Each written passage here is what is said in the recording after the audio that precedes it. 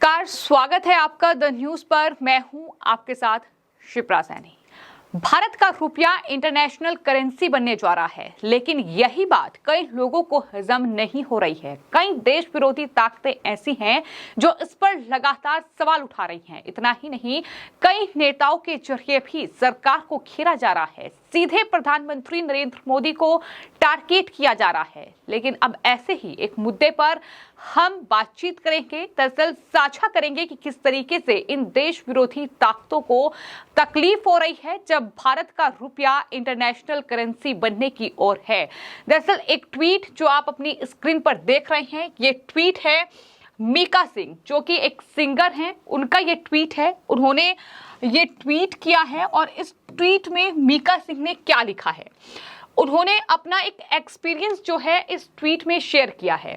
जब वो दोहा एयरपोर्ट पर थे, उन्होंने दोहा एयरपोर्ट का जिक्र किया है। दरअसल उन्होंने लुई विटॉन जो शोरूम है उससे कुछ शॉपिंग की और उन्होंने वहाँ इंडियन रुपी जो करेंसी है इंडिया की, उसमें दरअसल अपना पेमेंट किया और इसी को लेकर उनकी तरफ से ये ट्वीट किया गया है।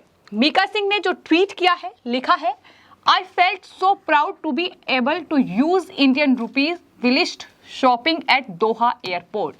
यानी उन्होंने दोहा एयरपोर्ट पर जो शॉपिंग की उसमें उन्होंने जो पेमेंट किया वो इंडियन रुपी में किया और इसको लेकर उन्होंने ये कहा है कि मैं बेहद प्राउडली जो ये बात कह रहा हूँ कि मैंने इंडियन रुपी में दोहा एयरपोर्ट पर ये पेमेंट किया है।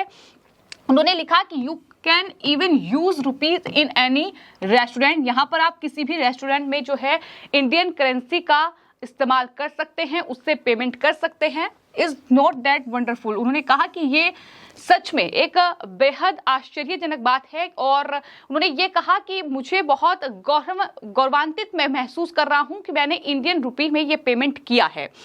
A massive salute to Narendra Modi, यानी भारत के प्राइम मिनिस्टर नरेंद्र मोदी को उन्होंने सैल्यूट किया और ये लिखा कि कहीं ना कहीं जो डॉलर की एक ताकत थी वो अब जो इंडियन करेंसी है रुपीस वो अब कम कर रहा है। जाहिर तौर पर ये बात लगातार हो रही है कि भारत इंटरनेशनल करेंसी बनने की ओर अग्रसर है और लगातार तमाम दुनिया के बड़े देशों से भारत जो है वो समझौता भी कर रहा है। कई देशों में इंडियन करेंसी में अब व्यापार कई देशों के बीच शुरू हो गया है भारत के साथ। तो ये ट्वीट जो है ये मीका सिंह की ओर से किया गया, जो कि एक पंजाबी सिंगर हैं और उन्होंने इस ट्वीट में ये बताया कि वो जब दोहा एयरपोर्ट पर थे तो उन्होंने वहां जो है रेस्टोरेंट और साथ ही जो उन्होंने शोरूम लुई विटॉन का उन्होंने जिक्र किया और कहा कि जब इससे शॉपिंग की तो उन्होंने इंडियन रुपीस में यानी इंडियन करेंसी में वहां पेमेंट किया। लेकिन जैसे ही उन्होंने नरेंद्र मोदी को इसके लिए बधाई दी, इसके लिए सैल्यूट किया, वैसे ही कई लोगों के पेट में दर्द हुआ और कई लोगों की ओर से ट्वीट किया गया। इसी में ही एक ट्वीट जो आप अपनी स्क्रीन पर देख रहे हैं, ये है श्याम मीरा सिंह। ये श्याम मीरा सिंह जिन्होंने ट्वीट किया है मीका सिंह के इस ट्वीट पर जो उन्होंने इंडियन रुपीस को लेकर किया है। और श्याम मीरा सिंह ने अपने ट्वीट में क्या लिखा है, नेहरू के वक्त भी रुपया गल्फ देशों कतर भी चलता था, वहां पर भी, और 1959 में आरबीआई के स्पेशल नोट भी गल्फ देशों में चलते थे जिन्हें गल्फ रूपी कहा जाता था। ये उन्होंने ट्वीट किया है। बाद में सरकार ने हज यात्रियों के लिए हज रूपी नाम से नोट चलाए जो सऊदी में चलते थे। इतिहास पढ़ते नहीं और सोचते हैं सब मोदी जी की वजह से हो रहा है।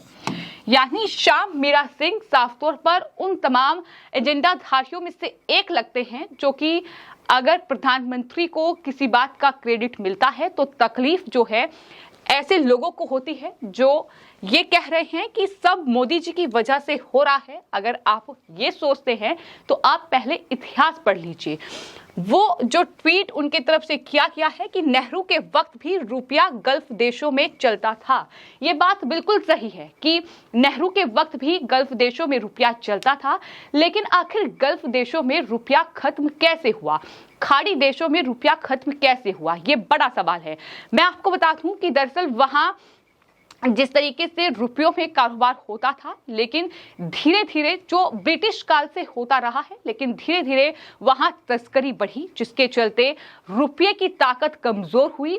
नेहरू उस तस्करी को रोकने में कामयाबी हासिल नहीं कर पाए, जिसके चलते आपको बता दें वहां रुपये की ताकत कम हुई और तमाम खाड़ी देशों ने अपनी जो करेंसी थी वो शुरू की। तो ये है सच्चाई। लेकिन श्याम मीरा सिंह जो कि साफ तौर पर सपोर्टर लगते हैं कांग्रेस पार्टी के, जिस तरीके का उनका ये ट्वीट है और जो ये दरअसल कह रहे हैं कि इतिहास पढ़ते नहीं और सोचते हैं कि सब मोदी जी की वजह से हो रहा है, ये उनकी तरफ से ट्वीट किया गया है। अब एक और ट्वीट पर गौर करेंगे जो उन्होंने सिलसिलेवार ढंग से कई ट्वीट किए हैं। श्याम मीरा सिंह का एक और ट्वीट ये लिखा गया है कि कतर सेंट्रल बैंक की ये लिंक एक उन्होंने शेयर किया है। ये लिंक उन्होंने शेयर किया है। साल 1966 तक कतर में भारतीय रुपया चलता था। ये सरकार की नीति का हिस्सा होता है, उससे किन देशों में और कब करेंसी को लेकर डील करनी है। इसके फायदे भी होते हैं और नुकसान भी, लेकिन इनको लगता है आज ही देश का जन्म हुआ है। यानी सीधे तौर पर वो झूठ इसमें फैला रहे हैं। झूठ कैसा फैला रहे हैं ये भी मैं आपको बताऊंगी। जो उन्होंने ट्वीट किया है, ये एक और ट्वीट आप देख रहे हैं। फिर नेहरू और इंदिरा का जिक्र किया है और लिखा है कि नेहरू से लेकर इंदिरा के वक्त तक भारतीय रुपया कतर से लेकर बाकी गल्फ देशों में चला करता था। ये कोई नई चीज नहीं हो रही है। दो सरकारें जब चाहें एक दूसरे से करेंसी एक्सचेंज डील कर सकती हैं, लेकिन ऐसी मजबूरी आखिर क्या आई कि खाड़ी देशों में जो रुपया है उसकी ताकत कम हुई और वहां जो है उन्होंने अपनी करेंसी शुरू की। यहाँ स्क्रॉल वेबसाइट के साल 2021 के इस आर्टिकल को पढ़ सकते हैं। ये कतर की तरफ से जो जानकारी दी गई है उसे साझा कर रहे हैं और कह रहे हैं कि इसे आप पढ़ सकते हैं। लेकिन सच्चाई क्या है ये आप देख रहे हैं कि फैक्ट्स नाम का एक ट्विटर हैंडल है जिसकी ओर से ये ट्वीट किया गया है और बताया ये गया है कि दरअसल श्याम मीरा जो है वो इस पूरी खबर को लेकर मिसलीड कर रहे हैं। उन्होंने इसमें फैक्ट रखे हैं कि आखिर क्या वजह है कि खाड़ी देशों में जो ब्रिटिश काल से रुपये की बादशाहत थी वो कम हुई। उन्होंने अपने ट्वीट में लिखा है कि Indian currency was valid in gulf countries during British rule. जैसा कि मैंने आपको बताया कि खाड़ी देशों में ब्रिटिश जब रूल था तब से इंडियन करेंसी वहां थी और after British Indian government continued it. जब ब्रिटिश काल गया उसके बाद भारत सरकार ने भी इसे कंटिन्यू किया, यानी खाड़ी देशों में तब भी भारतीय करेंसी में व्यापार हो रहा था, इंडियन रुपीस वहां चल रहा था। फैक्ट ने ये आगे लिखा है कि due to failure of Nehru government to stop smuggling. जैसा कि मैंने आपको बताया था कि जब नेहरू की सरकार थी उस वक्त वहां स्मगलिंग हुई, वहां सोने की तस्करी हुई, वहां चांदी की तस्करी हुई। उस तस्करी को रोकने में नेहरू सरकार कामयाब नहीं हुई, जिसके चलते वहां रुपये की ताकत कम होती गई, रुपया कमजोर होता गया, जिसके चलते वहां जो तमाम खाड़ी देश थे उन्होंने अपनी जो वो करेंसी थी वो शुरू की। उन्होंने जिक्र किया है कि गल्फ जो रुपी थी वहां शुरुआत उसकी हुई। अभी और सुनो, ये आगे लिखा गया है, after gulf countries starting getting stronger and India rupee starting falling. यानी गल्फ कंट्रीज जब मजबूत होती गई तो जाहिर तौर पर इंडियन रुपीज जो था वहां गिरता गया और इस तरीके से रुपये की ताकत कमजोर हुई है। कहने का मतलब यह है कि श्याम मीरा की ओर से जो ट्वीट किया गया है उसमें वो किस तरह का झूठ फैला रहे हैं।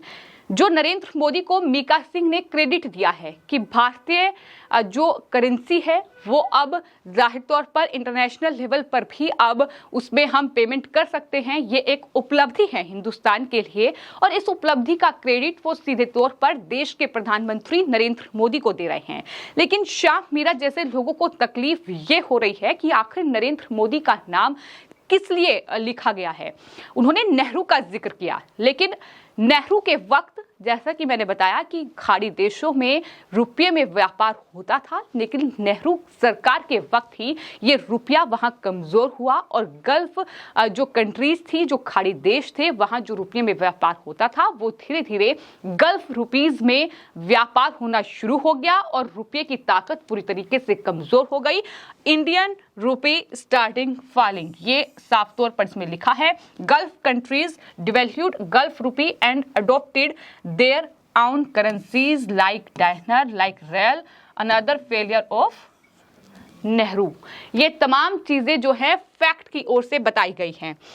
इसमें अगर आगे हम गौर करें तो आपको बता दें कई ऐसी वेबसाइट है जिसपे पूरी तरीके से जानकारी जो है वो दी गई है कि किस तरीके से खाड़ी देशों में पहले रुपये में व्यापार होता था, लेकिन किस तरीके से रुपये की ताकत कम हुई, किस तरीके से वहां रुपया कमजोर हुआ। और उसी में से एक जो वेबसाइट पर कुछ जानकारी दी गई है वो मैं आपको बता देती हूँ कि इसमें बताया गया है कि सऊदी अरब के पड़ोसी ओमान, कुवैत, बहरीन, यमन ने भी भारतीय रुपये को ही करेंसी के तौर पर इस्तेमाल किया।